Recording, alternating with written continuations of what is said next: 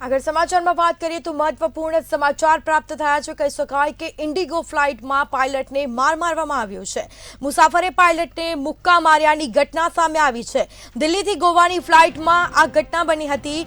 ધુમ્મસના કારણે flight late થઈ હતી અને જેમાં મુસાફરને યોગ્ય જવાબ ન મળતા તેણે મુસાફરે પાયલોટને માર માર્યો હોવાની માહિતી સામે આવી છે। ઘટના બની છે। પોલીસે સમગ્ર મામલે ગુનો પણ દાખલ કર્યો છે અને કાર્યવાહી હાથ ધરાઈ છે।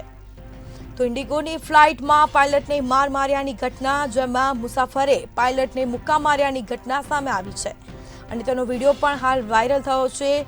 આ ટીવી સ્ક્રીન પર અમે આપને વિડીયો બતાવી રહ્યા છે। તો બીજી તરફ ધુમ્મસના કારણે ફ્લાઇટ લેટ થઈ હતી અને જેના કારણે મુસાફરને યોગ્ય જવાબ આપવામાં ન આવ્યો હતો।